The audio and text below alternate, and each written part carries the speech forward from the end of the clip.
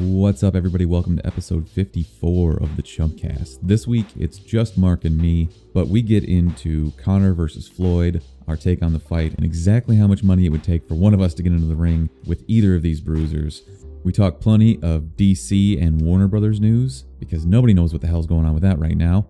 And we do our review of Ozark, the Netflix series starring Jason Bateman. So as always, you can follow us on Twitter and Instagram at the CHUMPcast. Email us at thechumpcast@gmail.com.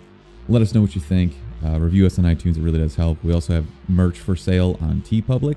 And with that, I will say enjoy episode 54.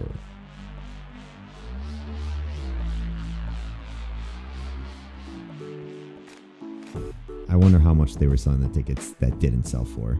I don't even know. The MGM's not worried about it because they're getting a cut of the pay-per-views. The fighters aren't worried about it because they're getting a cut of the pay-per-views. What is the T-Mobile Arena part of MGM? Yeah, MGM owns that. They're so, they know so much about who's watching and how many people have bought it. So, before Mayweather was getting out, going to fight, he knew, somebody on his team told him, hey, they're having issues with the pay-per-views out in California. Yeah. And he knew, he had the business sense to say, we're not fighting until they get that shit figured out. Oh, really? They literally postponed the fight because say what you will about either one of them, they're businessmen. First and foremost. Obviously. Did you see how they reacted after the fight? How they're all just hugging it out and talking each other up the whole time? That's why I don't buy the whole narrative. Like I said, they were flying to London together and shit like that. Yeah. They don't hate each other. They saw a business opportunity and they took huge advantage of it. It made $100 million plus a piece. Yeah. It was extremely obvious after the fight.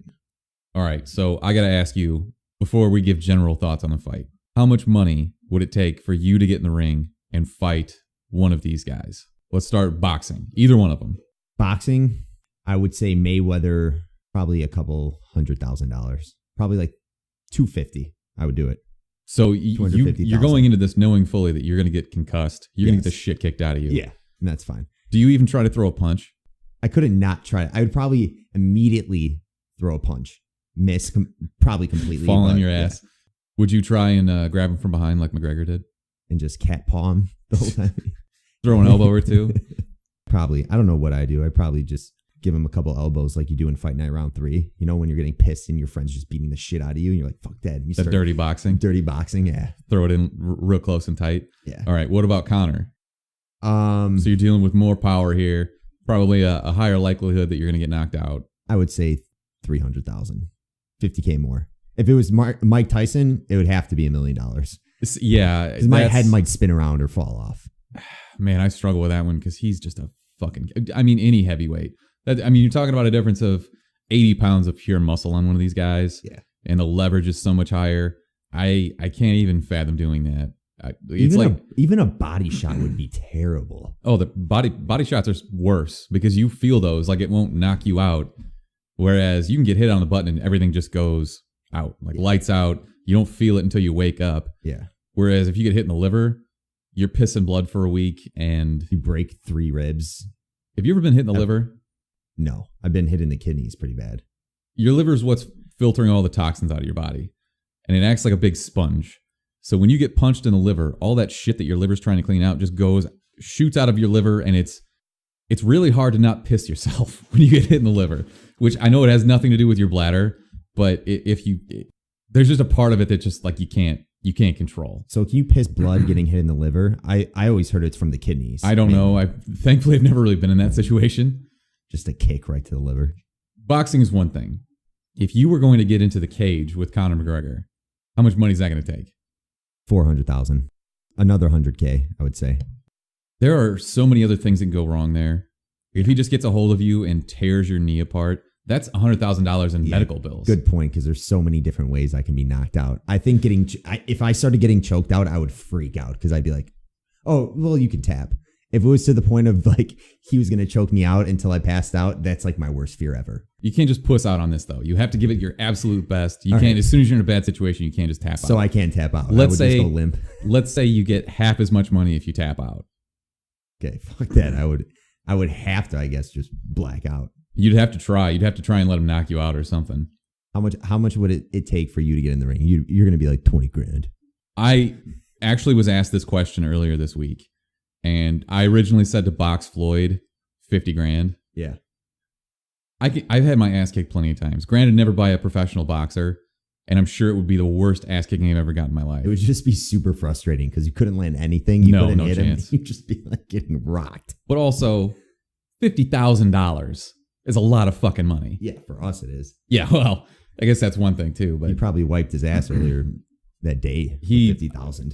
Yeah. Did you see what Conor was out doing after the fight, where he was like, "I'm gonna party like I won anyways," and he went to this huge party and just paid for everyone's drinks all night and all this other shit. Really? I understand that he had made decent money before, like a few $1 million a fight. Just a drop in the bucket compared to this. I heard he made like $300 million. Like from this everything. fight? The fight was like what, $100 million he made or something like that? I don't think that they've stopped counting the money yet, because they get up front probably about $100 million a piece. Actually, I think Floyd got 130 and he got 70, and I could totally be off on that. But they both get a cut of everything on the back end, which is where the real money is. I don't even know if they're going to release those numbers. Yeah. I don't know that they would even have to, because the UFC is privately held, and I think Showtime probably wouldn't have to release it either. I guess it depends. Either way, it doesn't matter. They're both filthy fucking rich now. I've seen so many pictures of them on an airplane with just a duffel bag full of money. It very much makes me angry. Yeah, Floyd Mayweather just posted, I think, a Snapchat the other day. It was just him holding a 5-foot-long receipt from Gucci. And the caption on the Snapchat was, "Took 9 of them shoe shopping." So I'm assuming the 9 of them is referring to probably strippers from a strip club. Yeah, I'm sure. Well, he owns a strip club too. Yeah. Or I guarantee he has 9 females living in his mansion. Dude, but I get 5-foot-long receipts from CVS all the time. It's not that big of a deal. You zoom in, it's a CVS receipt, just Gatorades, like so dehydrated. 2 Gatorades and it's fucking 12 feet long. All right. Well, what were your thoughts on the fight overall? Over probably in the last 5 years of watching Mayweather fights, I would say, or 5 or 6 years, I would say this has been the most enjoyable fight for me. Yeah. It's not saying much though. No, it's really not. It's not saying much. I guess you could say the same about the last few Conor fights, because they haven't lasted very long. Yeah. They just haven't really paid off or anything. I will give him that he did better than what I thought he would. Conor, that is. But also, this was exactly the game plan the entire time for Mayweather. Everybody saw the first couple of rounds and was like, "Oh, Conor can actually fight," when in reality, Mayweather that's where he gauges his opponent. He sees what he can do. Obviously, Conor came out basically in some kind of mix of a boxing stance and Taekwondo. Yeah. And he's switching from southpaw to righty. And he's he's orthodox. Or, he's a lefty. Yeah. Yeah. So he's switching his stance up, but he does that in MMA. I think it would be harder for him to come back and do another boxing match now that people will have tape on him. Mm-hmm. But again, the whole time he's trying to get behind Floyd, and Floyd's not even trying to get out of the way because he knows this guy hits me in the back of the head, he's going to get DQ'd. Mm-hmm. Doesn't fucking matter. Here's a question for you. If let's just say hypothetically, this boxing match was 1 round, Mayweather versus McGregor, what do you think would happen? Because I understand the whole point of Mayweather's tactic was to exhaust McGregor through the first 4 or 5 rounds and then start coming at him. But if they were going full out, do you think Mayweather could still land those shots like he did in what was it, 10th round, 9th round? Yes. That he was I do think that just because his strategy would be that much different. He's still so much faster than everybody else. Okay.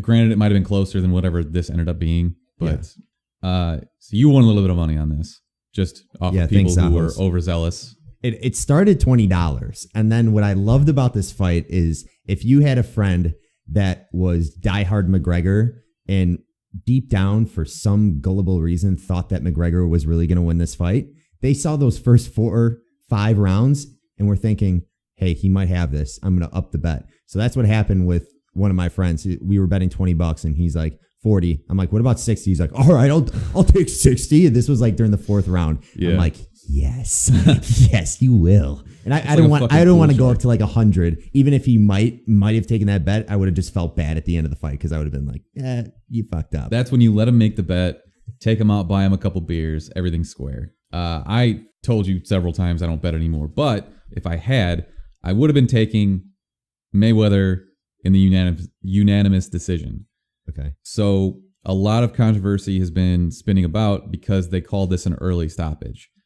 I understand why they stopped the fight.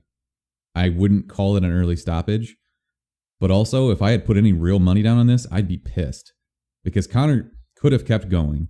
He could have been knocked down. He could have got up before 10. Yes. But you have to take into consideration the fighter's health at that point. He's clearly just getting teed off on. Yeah.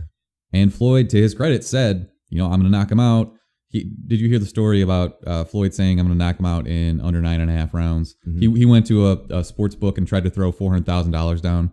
They wouldn't take it because you can bet on yourself in Las Vegas in boxing, but I don't think you can bet, what do they call them? Prop bets. Yeah, they won't take a prop bet. Prop bets. And that's technically a prop because it's, puts more of a restriction on it. But that was kind of cute. And he was off by like 20 seconds. So he would have lost that money too because it went longer than that. Yeah. But yeah, that's interesting. I could see where people would actually be pissed. So a lot of people in Vegas probably bet that it was just going to go 12 rounds, unanimous decision, Mayweather. Do people really think he could have lasted 12 rounds after what happened in the 10th? I think he probably could have. I don't know. If he gets a chance to go to his corner, rest for a second, he can come out and be totally different. And granted, the 9th round was a 10-8 round. Like, he got the shit kicked out of him then too. But I don't know. There's always a possibility. And there's always a possibility that he would have knocked Floyd out. Who knows? True. But, I'm not really mad about it. And thankfully, I just don't gamble anymore. Yeah. I didn't even really think about that. I was too focused on, like, for some reason, just thinking about the UFC rules. And I'm like, oh, he was going to be knocked out anyways. They should have called it. But I forgot the whole aspect of boxing is you can get knocked down. You have time to get back up. Right. And then save your ass until the bell and hopefully recuperate. But yeah, I didn't even think about that. All right. Any other takeaways from, I guess, the media storm or anything else outside of the fight? Are you going to buy the Canelo fight? What is it, next week? Probably. I actually don't remember. I've been fucking traveling so much. I can't keep any of this shit straight anymore. Let me just Google it real quick. September 16th. So this is already sold out. Like I said, nobody's paying $8,000 to go see this fight unless you're sitting ringside. But so who's he fighting? Just for people Gennady listening. Golovkin? Yeah. Who is he from? Russia or something? He's Eastern European. I don't think it's actually Russia. I can't keep up with all these fucking questions, man. He's Eastern European. He's a bad motherfucker. This is going to be a much better boxing match. What's his record? Do you know? You asked me a lot of questions I don't have the answer to. Come on. I want to know. What's his reach? What's his reach? What color underwear does he like? His reach is actually 10 inches. He's got a stub arm. Which gives him he's Kazakhstani. Oh, he's from Kazakhstan? Yes. Him and Borat. 37-0 with 33 knockouts. Wow. He's a bad motherfucker. That's exciting. He's my pick in this fight. Obviously, Canelo's pretty fucking good himself, but Triple G's where I'm going on this. I think a lot of people are going to bet on Canelo. Golovkin. So a few other takeaways from the fight. What the fuck was Floyd wearing when he walked out? When he looked like he was going to rob a bank? What the fuck was the guy before him wearing, though, in the previous fight? He was wearing a Smurf furry shawl, basically. What is wrong with these fucking boxers? Why can't you just come out in your shorts? What happened to the good old days when they just wore robes? I was upset about that, too. They didn't really come out with anyone like, ooh, Usually they Floyd? come out with a celebrity or something. No, he hasn't done that in a while. People were saying Mayweather was going to maybe come out with Nate Diaz. That would be hilarious. That would have been hilarious. That would have been super funny. That would have gotten in his head right away. That's how you know they don't hate each other, because that would for sure someone thought about that. Yeah. And he probably was like, nah. But I think the best tweet I saw about this was somebody said he's got $1 billion and he comes out dressed like a glory hole. On the other side of this, the business side, almost 3 million people illegally streamed this fight. Nice. Here's the thing. You're all going to jail if you're listening right now. They're tracking these motherfuckers down. Are they? One of the articles I read was based on Sky in the UK. Sky is a big cable provider. So what they would do is flash like a serial number across the top of their screen. And it was independent based on the cable box that it was coming through. So they could tell who was hosting those fights on the internet. They probably can't tell who was watching it. Yep. I mean, maybe, I don't know. I don't know how advanced they are. But if you were rebroadcasting this, there's a chance that they're going to come knocking on your door looking for money. I shelled out the money for this like an idiot. I'm going to go, I'll be right back. I gotta clear my browser real quick. Yeah, I don't think that's going to cut it, man. If I just throw that hard drive in the microwave. I can't just clear the cache. No, the cache. That's not going to work. Eat all the cookies and shit. Yeah, definitely eat those cookies. So I don't know what's next for Conor McGregor. Floyd's probably done. The only thing that I could think of possibly that would make him come back is another one of these, a rematch where he gets even more money. But I don't think I would watch another one of these. I don't think so. Maybe I would just illegally stream it. If it was like fucking Michael Phelps or something fighting him, maybe. Maybe he's going to fight a shark. Or Caitlyn Jenner. That would be fun. I would pay for that. I'd pay for that too. All right, let's move off this fight. Do you have a best man alive for the week? I do. Let's start with what happened last night at the VMAs. One of my favorite current rappers, Logic, put on a awesome performance, which was for his song. It's actually the Suicide Hotline number is the title of the song. It's 1-800-273-8255.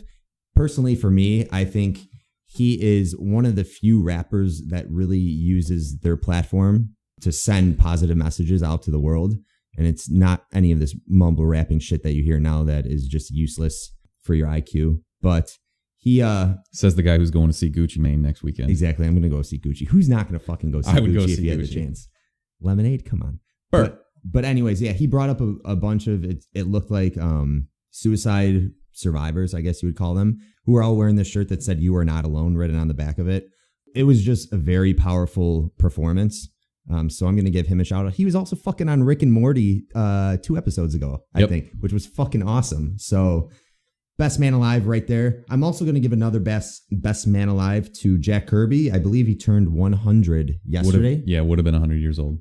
Jack Kirby is infamously known for creating a shit ton of characters in the basically every world. character ever. Basically everyone. Just to list a couple: Captain America, Hulk, Darkseid, Steppenwolf, who will be in the new Justice League movie, the main villain, Silver Surfer, Iron Man, holy fuck, Professor X, Black Panther, Quicksilver, Thor.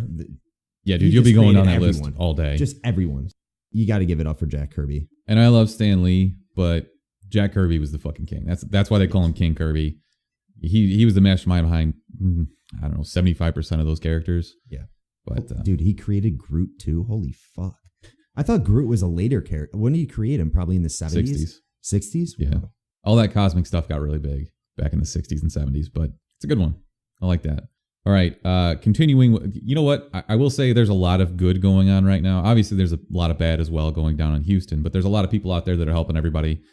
I have a few friends that live in Houston. Hope they're all staying safe, but all the first responders and all that, they're the actual best man alive of the week.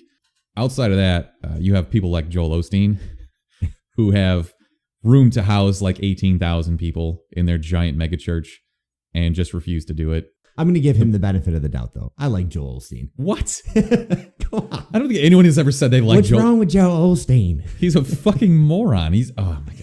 There's a great video. I know you're just doing this to fuck with me right now. No, there's a great video where he was getting interviewed by like NBC, and they're like, Joel Osteen uses the power of God to climb through PR strength records, and he was benching like 400 pounds in a video, and he was like 160. I swear to God, it's ridiculous. And I don't believe that those are real weights. Holy shit, he's strong as fuck. The power of God. Next shot, they show him just dunking a basketball. He's like, I do it with the power of God. Yeah, because if God is giving power to people to do shit like that, he's definitely helping Joel Osteen bench press more weight. Bench press 450. Fucking piece of shit. Yeah, so I guess, I don't know. On the opposite side of that, the internet has shamed him into basically opening his doors. So sometimes the vitriol that you find on the internet can be used for good. I want to know the guy that thought of like, hey, what about Joel Osteen not letting people into his huge church? And everyone's just like, yeah, fuck him. Well, he tweeted out something like, our thoughts and prayers are with the people in Houston. And everybody's like, wait a second, you're in Houston. Like, you could just be helping these fucking people. So he kind of fucked himself, probably. Yeah, of course. Very stupid. But I won't belabor that any further. My actual best man alive of the week, going back to the fight game, is John Jones. But it's not that John Jones. It's the other John Jones. There's the guy who owns the John Jones Twitter handle, @JohnJones, is actually a video game developer. And he's a short, pudgy white dude with purple hair and a handlebar mustache. And immediately, when all the steroid news came out about the actual John Bones Jones, the UFC fighter, everybody runs to Twitter and starts blasting this little white dude because they don't have the time to check and see that it's actually John Bones Jones and his Twitter handle. Hey, how was sticking that needle up your ass? And he's just like, yeah, it was great. But the best part of all of this is the way that he interacts with these people. He has an entire website called wrongjohnjones.tumblr.com. Go there and check this shit out. He takes this shit like a champ. And he'll tweet out like his impressions that he'll get on Twitter. His phone will just start ringing and he'll be like, oh, John Jones fucked up again. And everybody's aiming it at me, but he's just like, he comes back at these people like, what are you talking about, man? I'm just drinking beet juice in the morning and stupid shit like that. Check out the website. It's fucking hilarious. Better yet, go look at what this guy looks like. It's fucking hilarious. And then go look, if you don't know John Bones Jones, a UFC fightor, go look at what he looks like. Polar opposite. It's like, yeah, it's like you standing next to a little old Asian woman. But we did watch a segment earlier. He was on SportsCenter this week. Or I guess that would have been last week. So yeah, that's all you need to know is when you look at him and you see that. I don't think that's a UFC fighter. SportsCenter. Any news story to actually take away from the sports. At least it wasn't another Tim Tebow segment. Yeah, seriously. All right, you want to get into the news for the week? Yeah, let's do it. In the Nothing is Sacred category, Bill Nye is heading up a lawsuit against Disney for a little bit under $38 million, claiming that he and his production team were shorted for their share of the profits from Bill Nye the Science Guy. Figures that out now. $38 million. I don't know how I feel about Bill Nye, to be honest. You know what? I will always have that nostalgia in my heart. Yeah. Because every time they wheeled the TV into my science classroom when I was a kid, I knew it was going to be Bill Nye, and it was way better than listening to some boring ass teacher talk. I just feel like because he's a scientist, he pokes around in issues he probably shouldn't be. You can say that about any public figure. Yeah, but because he's a scientist, everyone's like, oh, yeah, he knows exactly what he's talking about. He's right. I bet for the most part, he does use science to kind of back up what he's saying, but for the most part, I don't know. It just seems like he's always just... I guess that I would side more with people like him when there are so many people out there like Tila Tequila saying that the world is flat. Like, we need more Bill Nyes than we do Tila Tequilas. Well, she's just retarded. Anybody who says the world is flat is so fucking stupid. By the way, the best part of my Texas trip was we were just floating down the river, yelling that the world was flat, talking about the giant ice wall on the edge of the planet. It was great. Pretty sure I converted a few people. It's possible. So, next, James Gunn has signed on to write another Starsky and Hutch reboot. Do you remember the Ben Stiller, Owen Wilson Starsky and Hutch? Do I remember it? Yes. I fucking remember it. I thought it was a great movie. I love that movie. Snoop Dogg. Will Ferrell. If Snoop Dogg's in the movie, it's going to be a great movie. Yeah. So James Gunn, I mean, maybe it's going to be dark and gritty. I don't know. Hopefully they just have Snoop Dogg in it, though. Maybe. He'll come back as Huggy Bear. Wouldn't you rather see him do something else, though? Like something original? No. No? All right, fuck it. I don't know. When Ben Stiller did that cocaine scene, it was probably one of my favorite scenes he's ever done. It was pretty hilarious. It was fucking hilarious. All right. Mark, 2 weeks ago, you had to review the Emoji Movie for us. Let me see if I recall. Oh, yeah, I did have to do that. I have really bad news for you. Emoji Movie 2, yes. In 2020, God. Sony Pictures is going to release the Meme Movie, and you're going to lose to me in Giant Jenga, and you're going to have to review that one too. The Meme Movie. That might be better. It couldn't be worse. Are we really that strapped for ideas that we have to... This is so stupid. Who's writing it? I don't have any idea. All I know is that this showed up on the slate of Sony films to come. So hopefully it's James Cameron and it's in 3D. Then I'll go see it. James Cameron is such a prick. Elaborate. Have you not? There has been so much news surrounding James Cameron lately. When is Avatar going to come out? 2020. And then damn it. 2021 and 2022 and whatever. He came out and said that Wonder Woman was a step backwards in terms of feminism and female characters in Hollywood. I'm sure that went well with the director who is a female. Patty Jenkins? Yeah. No. And everybody's like, James Cameron, you're a fucking prick. Everybody who's ever worked with a guy says he's a fucking prick. So why would I believe that he's not a fucking prick? He just wants to be an Avatar so bad. And it's just not I think that he just lifetime. wants people to remember that he's still alive right now because we've waited so long in between Avatar movies. No. Get back in your fucking submarine and drop to the bottom of the ocean. I don't want to hear from you until you get another movie out. Better be in 4D this time. I better be able to smell those blue fucks. Those little blue flowers or blue jellyfish flowers that just float around. Yeah. I better be able to touch that shit. All right, let's go on to good news. The creators of Stranger Things have announced that season 3 is going to happen. I think that there is enough goodwill built up from season 1 of this show that even if season 2 is underwhelming, I will still look forward to season 3.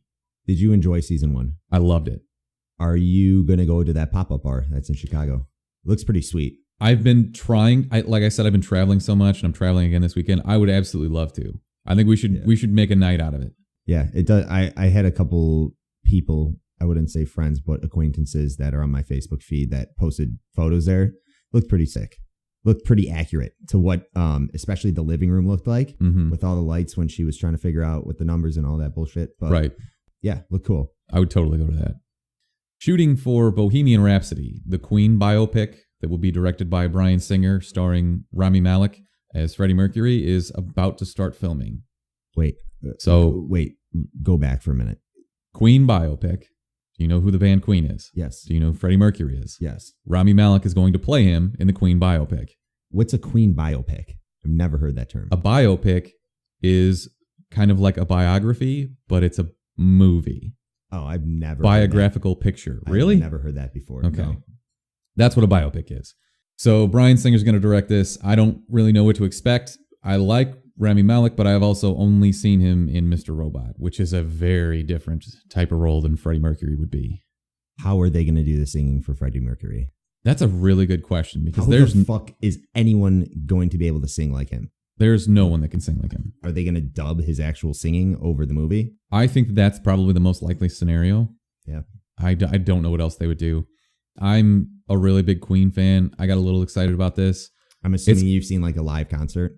I've seen recordings of it, yeah. It's pretty unbelievable when he sings how effortless it looks like he's doing it. Yeah. It's just... But his story's a really weird one. You know, like AIDS in the 80s and all that stuff. So I think this will be interesting.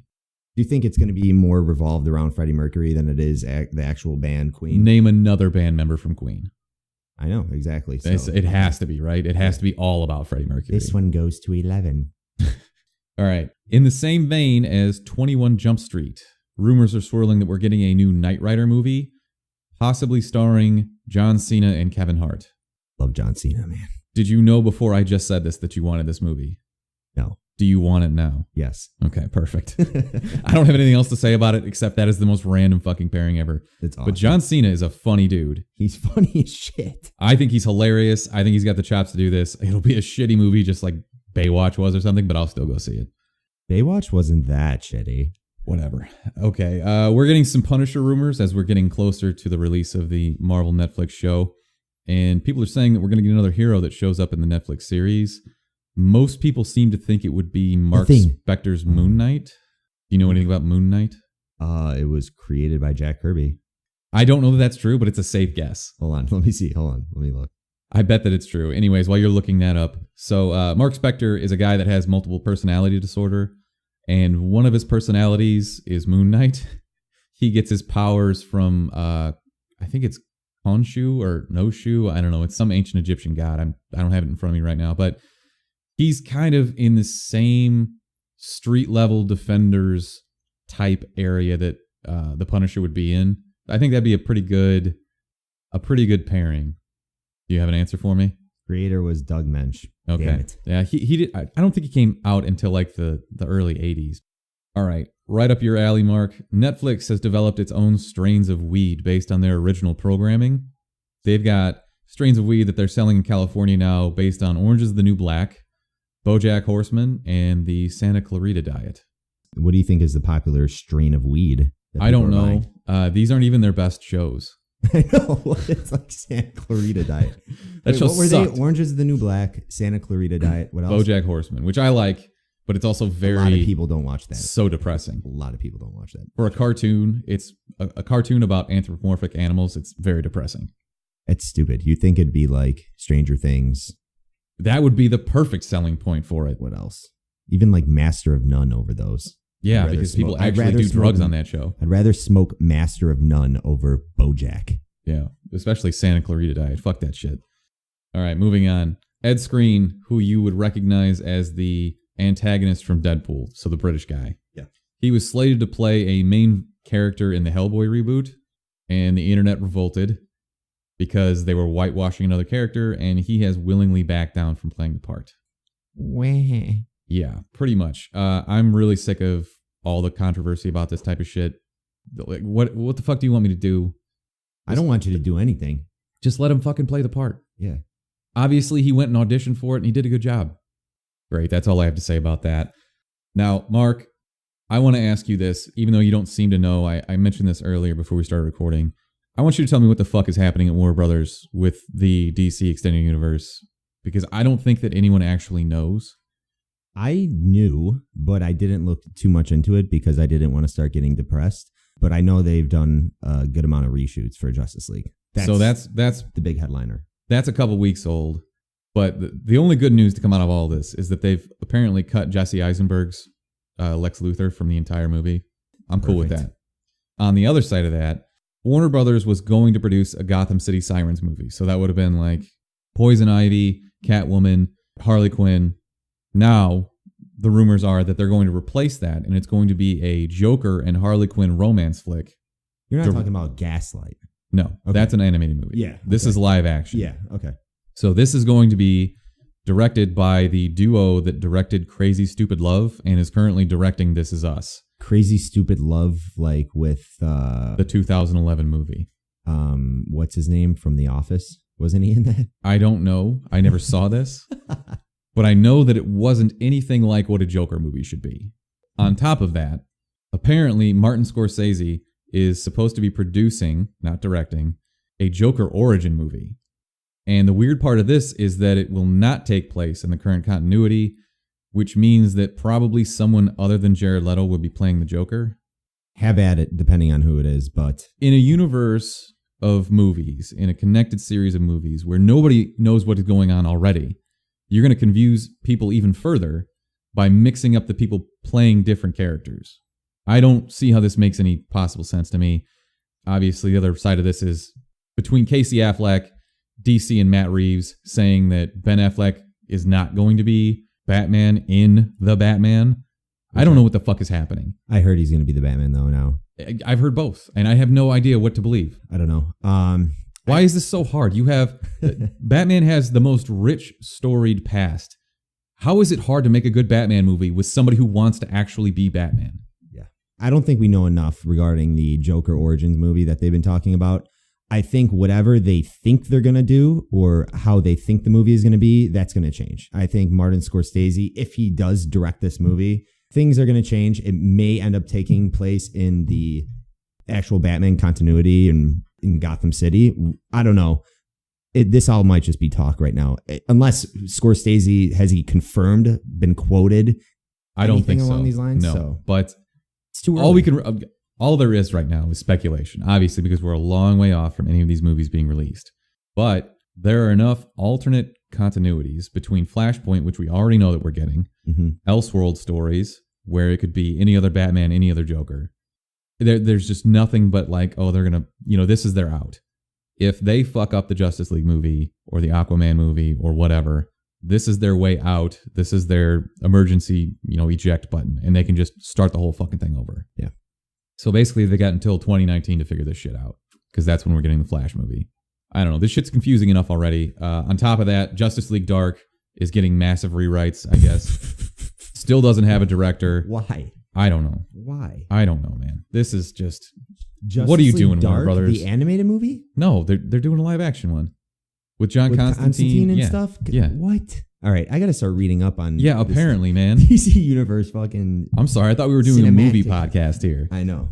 All right. Jesus. I've been really fucking up then. Yeah, I could care, though, less about all this stuff right now. All I really care about is what's going on with Justice League, because we're getting so close to that movie. We are... When does it come out? Mid-November? Yeah, so tell me, what is your outlook if this movie is not good? What do you think's gonna? Are they gonna start canceling movies? Are they gonna cut ties with Ben Affleck?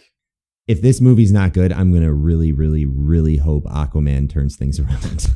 And if Aquaman doesn't, I don't have as much confidence as I do in Aquaman as I do in The Flash with Ezra Miller. All right. I, of course, am getting excited for Justice League, but I'm actually really getting excited for Aquaman to see how Jason Momoa does. Well, you're going to get a first look at him in Justice League, so yeah.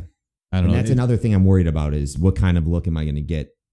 Am I going to like Jason Momoa so much in Justice League, but not get enough of him and be pissed off about that? Probably. Or am I going to get too much of him and say, oh, he wasn't how I thought he was going to portray the character? I don't know. You know that this has to be centered around Batman. Yeah. That's how all these stories work, because he's the best character. Let's stop talking about news and start talking about Ozark. God damn it. So that's our review topic for the week. It's fine. That's the epitome of what this is. So Ozark, if you don't know, came out on Netflix last month. Currently at 63% on Rotten Tomatoes, an astonishing 92% from fans.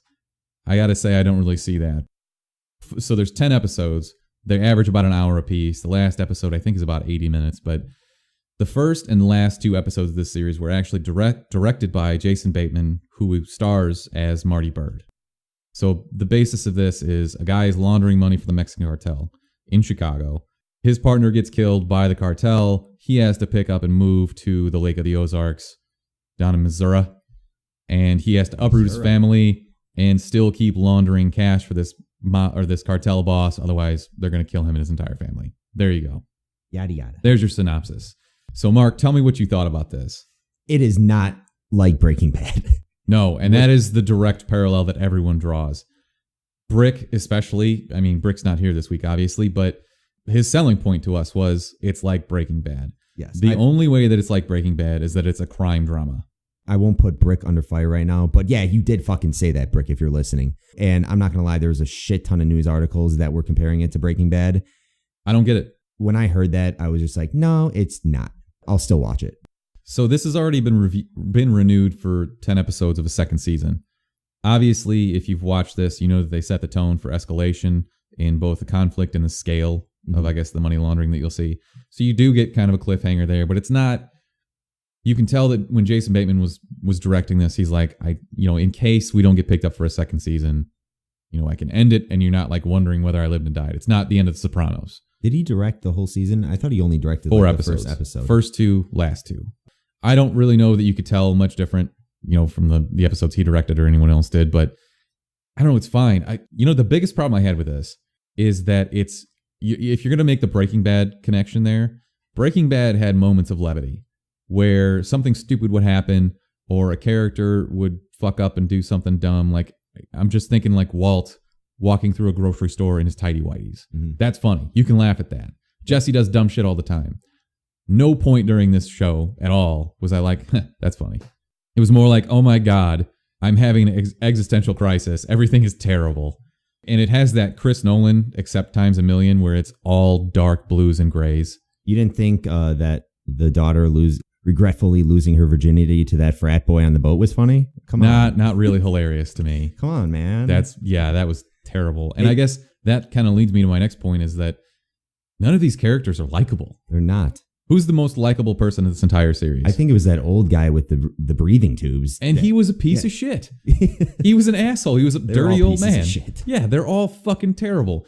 I'm going to keep doing this, but with Breaking Bad, you start to sympathize with Jesse. Like you see all this bad shit happen to him and you see him try to be good or try to change his character. Obviously, eventually he turns back into a piece of shit, but it's the same about Walt. Walt's just trying to produce for his family. I didn't feel that way at all watching this. I felt whoever was directing the show, whether it be Bateman or whoever else was directing the other episodes, they were just at some points just trying to get reactions out of us. Absolutely. Let's say, why did that one lady who was running the realty business with her son have to just walk on the street, get hit by a truck? What did that accomplish? Or why? Okay, hold on. I'm going to stop you there. You know what I'm saying, though. Yeah, but let's say that from this point on, we're going to spoil this. Oh, okay. I guess just so we can throw it out there. Now go ahead, because I completely agree with you. Okay, we'll spoil it because I don't think we're going to be talking about this that long. No, probably not. But yeah, like I mentioned, there's one of the last episodes. I don't know if it was the last or second to last episode, but the priest. The priest. That was fucked up. Whatever happened to his wife, I mean, it doesn't seem like he is that distraught about it. But anyways, he takes his baby and he goes down to the lake. And it appears that he is going to drown his baby. He's holding his baby underwater for a good amount of time. Yeah. And then pulls his baby up out of the water. As if he was just baptizing him all around. What the fuck is that? So like, stupid. You're just trying to get a reaction out of the audience, like you did with the lady getting hit by the truck. And the same thing when they shoot Dell in the face when you didn't expect it. Yep. And the same thing when you thought that the daughter was just going to drown herself. It's just, they're just trying to make you feel something, but if it's forced like that, I don't care. It's extremely forced. And on that same note, there was a lot of weird sexual stuff that I think was aiming to do the same thing. The show opens with Jason Bateman, you think initially watching porn on his computer while he's trying to make a sale to 2 people that are in his office. It's his wife. You come to find out later on that he hired a PI and it's some other dude fucking his wife, but he watches it so much. Yeah.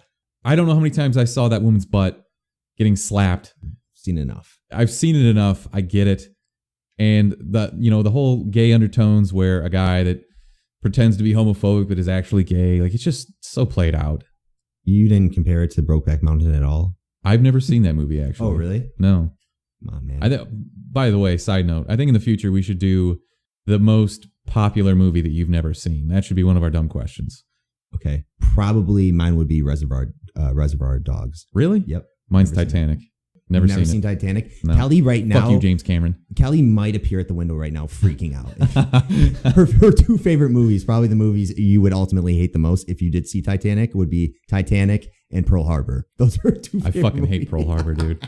I don't think I can end this episode with that song again, though. Pearl Harbor. All right. Back to Ozark. I think that one of the best things I can say about this show is that even in the most dire times, the characters always seem to have a stroke of genius, especially Marty Byrde. Yes. And he pulled these solutions out of his ass, but it was never like, there's no way that would work. They were always like, okay, you know what? I see where you're going with this. Mm-hmm. It's smart writing, and I will give them that. And the same could be said of Ruth, the character that ended up working for Marty. And outside of that, I don't have much good to say about this. Another issue I had with Ruth's character, who was actually one of the characters I favored the most in the show, especially when she beat the shit out of that stripper in that scene. That was pretty good. Funny. That was good stuff.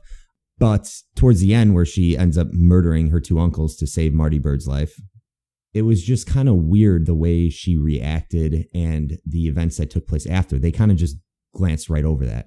Yeah. I mean, she was talking to her, what would that be? Her cousin, I guess, or whatever, and consoling him a little bit. But do you think they just ran out of time? I don't know. It kind of seemed like that. I don't know. I don't have a lot else to say about this. There was a lot of downtime that you could tell was meant to be building suspense, but it just didn't do the job. And it just ended up being boring because of it. Mm-hmm. Like Marty Byrde just walking out in the forest. You know he's not going to kill himself. It's the second episode. He's not going to jump off the fucking cliff. Yeah. The one thing I will give it does keep you semi-interested throughout, I would say, the whole series. The reason being is a lot of that interest stems directly from what we mentioned before, just those scenes where they want to just catch us off guard. And I'm no idiot. I know what you're doing, but still they try at least to do a good job at keeping the audience interested. And I think a lot of people probably finished. There's some series on Netflix I just can't fucking finish. But this one, I wasn't necessarily biting my tongue the whole time watching it, but it wasn't that great of a series. Yeah. It's not the worst thing I've seen on Netflix, but in an era when we have this much content and that many good shows to watch, I think you can skip this one. Yes. There are a couple of satisfying lines that come out, and I'm going to tie these 2 points together, and then we can probably move on. But why is it so impossible to set up a crime drama with a strong female character who hasn't cheated on her husband? I don't know. I don't get it. Like, why can't she have a different character defining trait other than she was fucking somebody that's not her husband? Because it doesn't serve anything. The guy's son, so she's fucking this dude, he gets murdered by Dell. The guy's son shows up and asks, what was your relationship with my father? And that's the end of it. It never goes anywhere. Yes, good point. It doesn't fucking go. It doesn't add anything to the story. It adds nothing to it. So on top of that, though, we did get one of the best lines that I think I've ever heard out of a series like this. It's the satisfying sound of your lover hitting the pavement is the only thing that gets me to sleep. Yes. Marty Byrde says that to his wife after she asks him, like, do you feel bad about this at all? It's like, damn, dude, that is ice cold. That is the one scene that really did catch me off guard when he was walking away from the building and you just see a body just. Yeah, I did not expect that. But also that was what, the first or second episode? It was one of the first two episodes. Yeah. But yeah. Are there any questions that you have about this that you think are going to be answered in season 2? Or are you even going to watch season 2? I didn't even know they were coming out with the season 2. We're getting 10 more episodes of this. My question is, really? That's how you're going to end the first season? The ending was very unsatisfying. So even though everybody in his family knows that they should be running away, otherwise they're going to die, they all come back to Marty. And of course, for a bunch of characters that were so smart leading up to this, for them to end the series doing something so stupid, doesn't sit right with me. Hmm. But we will have questions like, what's up with Ruth's dad? You know, he's in prison right now. What's going to happen with that? What's this psycho preacher going to do next? You know, are they actually going to build the casino? Does anybody care? What is the main redneck villain's name? I have no idea. That's how much I fucking cared about this. Probably like Jebediah or some shit. Yeah, but they grow heroin, which is okay, sure. They're my poppy fields. They grow heroin and distribute it through a church. Makes sense. And the now that I say idea, that out loud, the priest had no idea they were selling heroin through his Bibles. It doesn't make any fucking sense. Whatever. Okay. You got anything else to say about this? Give me your final rating. I will give it a 6.5. I'm gonna give it a 5.5. Okay. I don't. You can skip this. Fair. I love Jason Bateman. This would have been infinitely better if they would have said something about him laundering money through a banana stand. But other than that, here's what I'll tell the audience. If you can stand and are interested in the first 3 episodes, just finish it. If it doesn't really interest you, skip it. That's a fair assessment. You got any recommendations for the week?